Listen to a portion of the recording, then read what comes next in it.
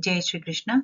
श्रीमद् भगवद गीता चैप्टर 11 विश्वरूप दर्शन योगः श्लोक नंबर 55। मत् कर्म कृन् मत् परमो मद्भक्तः संगवर्जितः निर्वैरः सर्वभूतेषु यः स मामेति पाण्डव।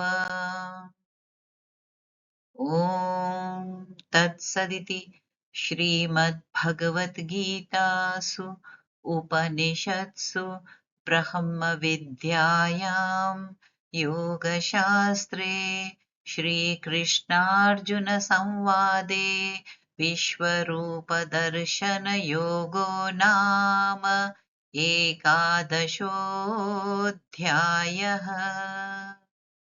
श्रीकृष्णार्पणमस्तु। अध्याय सम्पूर्णम्। जय श्री कृष्ण।